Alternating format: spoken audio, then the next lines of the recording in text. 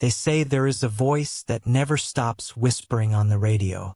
A signal older than any broadcast, older than electricity itself. A station that should not exist. It plays on frequencies no country claims. No map marks its tower. Yet anyone who listens too long begins to disappear. Not in the static, not in the silence, but in the spaces between the words that are never spoken. The first time I heard about the signal was from a man who worked at a small-town repair shop. He was older than most, his hands steady, his eyes tired. He fixed radios, televisions, even old ham sets that collectors brought in. He told me there was a frequency that no dial should ever touch, a number station that played nothing recognizable yet carried a weight in its silence. He said it was not Russian, not American, not military, not even human. I thought it was just another tale people in forgotten towns like to weave myths around static, but he looked at me with a face that did not bend to humor. He said he once tuned it by mistake while repairing a radio. The sound was not music, not words, not even numbers. It was a hum layered with whispers. He swore it spoke directly into his head, without language, without translation. The more he listened, the heavier the room became. He shut it off, but the sound continued in his skull for days. I laughed then, but his story stayed with me. I found myself searching the bands at night, twisting knobs, listening to the rise and fall of white noise, hoping and fearing at the same time. I caught weather reports, I caught military chatter, I caught fragments of distant voices bouncing across the ionosphere. But then one night in the early hours I found it. The frequency was not on any chart. It slipped between two known stations, a place where only his should exist, yet it was not empty. At first it was nothing more than a tone long drawn like a machine breathing. Then came the faintest tap like a finger against glass. After minutes a low murmur began. It was not language I could name. It was not music. It was vibration shaped like intent. My skin prickled. I leaned closer, turning the volume low. The sound pressed against my chest as if it had weight. I tried recording it, but my equipment failed. The tape hissed blank, the digital recorder froze and shut down. Only the radio continued humming, as if the signal refused to be captured. As the minutes passed, the whisper grew louder, not outside, but inside my head. It was not a word, yet I understood it. It said, "Keep listening." I pulled the plug and threw the set to the floor. My heart raced, but the sound lingered, as if it had etched itself into me. That night, I did not sleep. I could still feel the vibration inside the silence of my room. I swore the walls pulsed like a heartbeat. The next day I returned to the repair shop, but the old man was gone. The shop closed, windows boarded, as if abandoned for years. The neighbors told me no such man had lived there, no such shop had been open. They looked at me with concern, as though I had spoken nonsense, yet I still held the broken radio in my hands, proof that something had happened. For weeks I tried to tune it again, but the frequency slipped away. Sometimes I thought I caught a flicker of the tone, but it vanished before I could lock it in. My obsession grew. I searched archives, I searched forgotten message boards. I found fragments of stories, whispers of a station that moved like a ghost across the spectrum. Some called it the silent station, some called it the voice in the static. No one agreed on its origin, but all agreed on one warning: never listen too long. The more I read, the more I saw pattern. Reports from the 50s, from the 70s, from the 90s, each separated by decades, each describing the same signal, each followed by disappearances. The listeners were never found. Some were researchers, some were truck drivers, some were children playing with shortwave kits. The records all ended the same. They tuned in, they listened, they were gone. I knew then that what I had stumbled upon was older than technology, older than us, a signal not broadcast, but bleeding through from somewhere else, not meant for our ears, not meant for our machines, and yet it waited on the dial for anyone curious enough to turn too far. The first part of my journey ended there, but I already knew I could not escape. I had heard the whisper once, and it had carved itself into me. I was marked. The signal had found me, and it would not let go. The days after my first encounter with the signal did not feel real. The sky looked the same, the streets moved with the same rhythm, but there was always something beneath the surface, as if a second world had pressed itself under the skin of ours. I walked with headphones in, though no music played. I was always waiting to hear that hum again. The silence of the world felt louder than ever. I started traveling to find it. I took an old shortwave set and drove across states. I parked by empty highways in the dead of night, scanning frequencies. While the wind rattled the car, the hiss of static became a familiar companion, a kind of endless sea. Sometimes it lulled me into sleep, other times it made my blood crawl, but always I searched because I knew the station was out there, drifting, invisible, waiting. In a small town near the mountains, I met a man who worked as a night watchman. He smoked endlessly, his eyes red-rimmed. He asked me why I carried an antique radio, and I told him half the truth. He grew quiet, and then said he too had heard something on the airwaves. He called it the station with no anchor.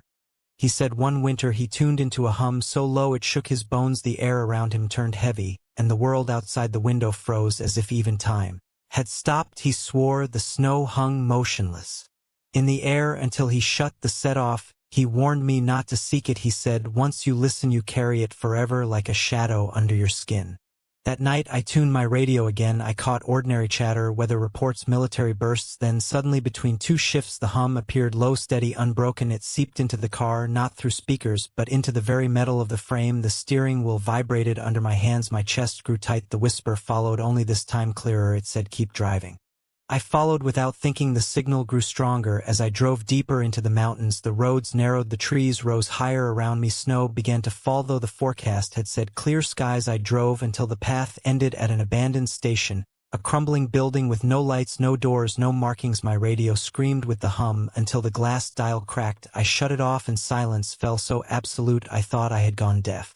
Inside the building the air was colder than outside. Dust hung like smoke in the stillness. The walls were lined with rusted equipment racks, wires dangling like veins. I found a desk with scattered papers. The ink was smeared by water damage, but I could make out fragments, frequencies, coordinates, dates. They repeated every decade, every cycle. The last entry was only a year ago. The words written in a trembling hand said, do not answer. I felt movement, then a shadow at the far end of the hall. It was not shaped like a man. It was stretched thin, tall, its limbs long. It did not step. It slid across the floor without sound. I froze, but it did not come closer. Instead the hum returned not from my radio, but from the air itself, vibrating against my skin. The figure raised an arm, and the walls pulsed with the rhythm of the sound. Then it was gone, as if it had melted into the static.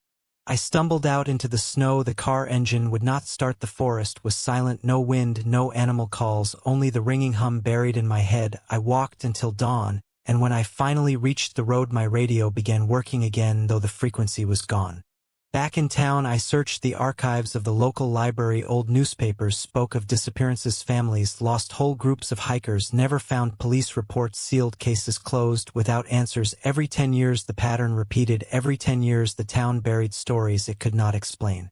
I began to realize the silent station was not broadcasting from one place. It was moving, drifting like a predator, circling the globe, leaving scars in different lands. The building I had entered was only a shell, a dead relay, a fragment of something larger. The true source was still hidden, still calling. That night I dreamt of the shadow. It stood over me, its long arm reaching toward my chest. The hum filled the air until my ribs shook. I woke gasping, but the vibration lingered long after I opened my eyes. I knew then that the station was not just a sound, it was a presence, and now it had found me again.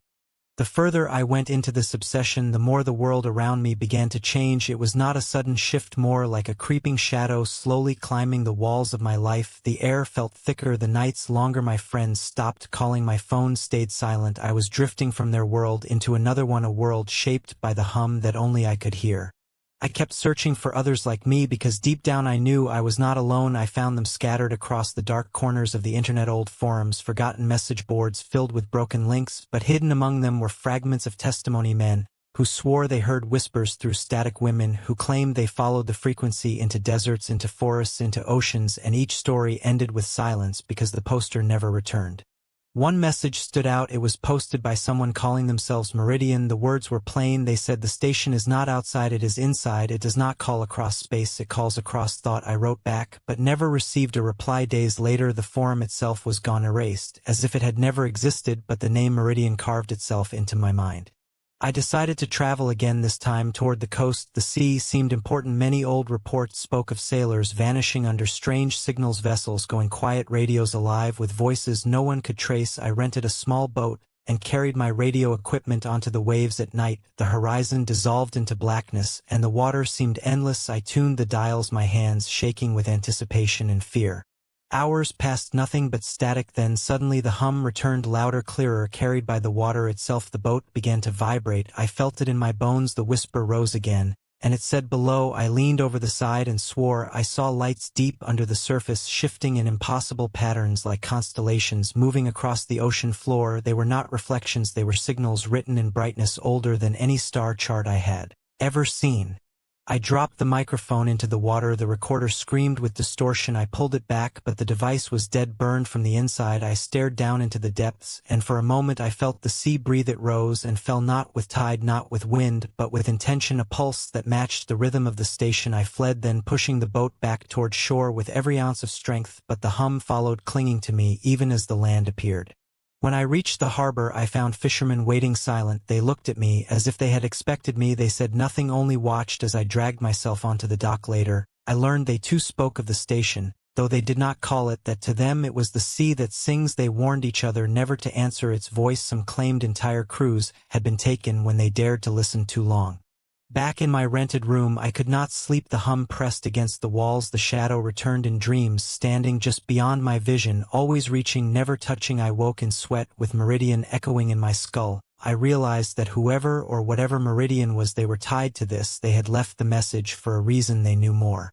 I began to investigate deeper. I tracked mentions of the word Meridian in old intelligence documents, Cold War files, declassified with pages blacked out. In one fragment, I found a line that chilled me. Meridian is the key to the voice in the static. It was signed by an agent whose name was erased and dated 1963.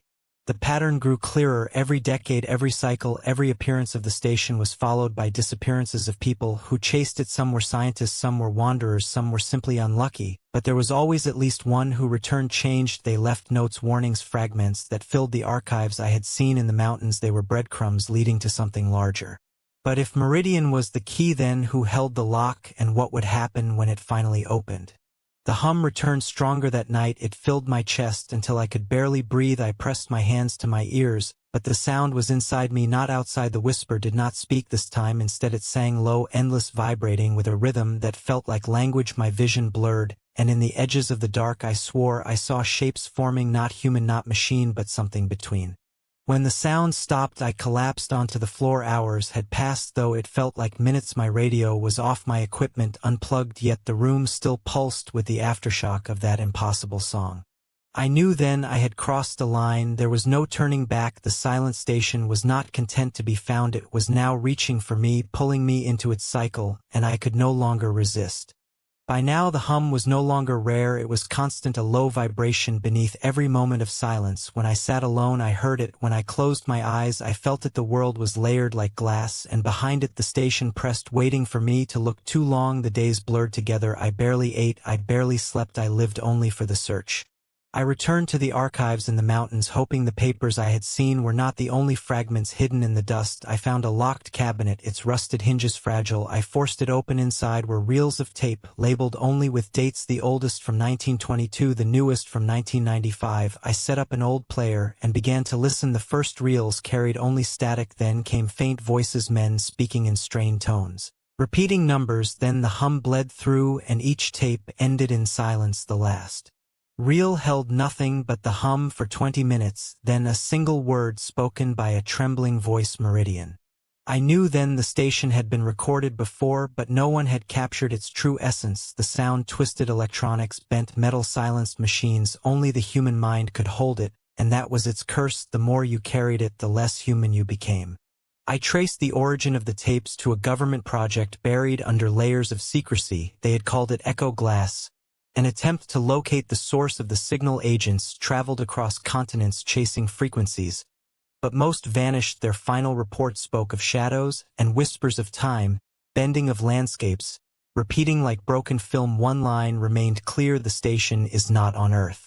I began to wonder if Meridian was not a person but a place, a threshold between worlds, a station not built but alive, a thing that breathed and thought and waited. Perhaps every time we tuned in we opened its mouth and it sang through us. The dreams grew worse. The shadow was no longer distant. It stood beside my bed, its limbs stretching across the walls, its faceless head tilting, as if listening. When I woke, the hum followed me into waking life. I spoke less, I saw less, I lived in the static. My reflection in mirrors seemed delayed, as if something else moved with me. One night the whisper returned. It spoke clearly for the first time. It said, "The signal is not seeking you, you are seeking it, and in seeking you give permission." I felt cold, realizing that my obsession was not discovery but invitation. Each time I tuned in I was answering a call I did not understand. Each time I searched I opened the door wider. I traveled again, this time to the desert, guided by coordinates scribbled in the archives. The place was barren, nothing but stone and wind, yet my radio screamed with the hum. As soon as I powered it on, the sand vibrated, the air shimmered as though heat rose from every grain. Shapes began to appear, towers made of light stretching upward into the sky, then vanishing the moment I blinked. I fell to my knees, the whisper roaring in my skull. The desert cracked beneath me, revealing a chamber deep below. Inside were machines older than any civilization, machines not built for hands, machines that pulsed with the same rhythm as the station. I staggered down the slope and touched one. It burned cold, searing my skin, my mind filled with visions, endless corridors filled with radios, all tuned to the same hum, all whispering meridian. When I woke, the desert was silent. My hand was scarred, blackened veins running beneath the skin. The radio was shattered beyond repair, yet the hum continued inside me, stronger than ever. I realized then that I was no longer just listening, I was becoming part of it. Every heartbeat carried its rhythm, every breath carried its vibration. The silent station was not outside, it was inside, and it was growing. The last thing I found before leaving the desert was a journal half buried in the sand, the cover worn, the pages brittle. Inside were the words of another seeker written decades ago. He described the same hum, the same shadow, the same visions. His final page read, "The station does not want to be found, it wants to find, and when it does it never lets go." I closed the book knowing my fate was sealed. The station had claimed me, and there was no returning to the life I once knew. The hum has become my companion now. It follows me into every place, into every breath, into every silence. There is no separation between me and the station. I no longer need a radio. I no longer need wires or dials. The sound lives inside me. It waits, it watches, it grows. I tried to run once. I boarded a bus and traveled to the city, hoping the noise of millions of lives would drown it out, but the hum only grew louder. It vibrated through concrete, through glass, through every light that flickered in the night. I watched strangers on the street pause and look to the sky, their heads tilting as though they too had caught a fragment of the signal. Perhaps they had, perhaps it was already spreading beyond me. I searched for Meridian again, but this time not on machines, not in documents, but in my dreams, and there I found it, a place of endless corridors, each wall lined with radios all tuned to the same frequency. The shadow walked among them, touching the dials, whispering into static. It turned to me, and though it had no face, I felt its gaze. It raised its long arm and placed it against my chest, and the hum roared until my bones cracked. The whisper entered me like breath and said, "You are the station now." I woke gasping, but the words remained etched inside me. They were not metaphor, they were truth. I felt the vibration in my heart, in my veins, in the very marrow of my bones. The silent station no longer needed to drift, it had anchored itself in me. From that moment the world changed. When I walked near electronics, they flickered out, radios screamed with static, televisions displayed only snow, phones carried voices that were not human. People began to avoid me, their eyes filled with unease, as though they sensed something wrong. Those who came too close heard the hum and ran, some never returned. I returned to the desert seeking answers, but the chamber was gone, buried beneath endless sand, as if it had never been. I screamed into the emptiness, but only the hum answered, louder, stronger. It told me, there is no source, there is no tower, there is only the cycle. Every century, every decade it moves into a new vessel. It uses us to speak, it uses us to spread. I am not the first and I will not be the last. I found records carved into stone older than language, symbols repeating the same pattern, a figure standing among radios, a shadow stretching long beneath the sun, the same story written over and over through ages, whispered into the minds of those who listened too long. Now I understand why the old man in the repair shop vanished. He was not a man, he was a vessel. Before me the shop, the boarded windows, the denial of his neighbors, it was all part of the cycle. When the station moves into a new host, the old one is erased, wiped clean, as if they never existed. Soon that will be me. I feel it even now, my memories slip, my face in the mirror fades, my voice carries the static. When I speak I write these words with shaking hands, but I know they too will vanish like the others. Perhaps only the hum will remain etched into the air long after I am gone. If you are reading this, you must understand the station does not broadcast, it waits, it listens, it chooses, and once it chooses there is no escape. Every time you tune your radio, every time you twist the dial chasing static, you are answering a call you may think you are seeking, but it is seeking you. The final whisper came to me last night, clearer than ever. It said, the cycle ends when silence ends, and I understood that silence will never end. The hum will continue long after flesh has turned to dust, long after cities have crumbled. It will live in the static of the sky, in the breath of the wind, in the pause between heartbeats. I no longer fear it, I no longer resist, I am the signal now, and when you hear the hum, when you feel the vibration in the quiet of the night, do not listen too long because the station will speak, and when it speaks it will already be inside you.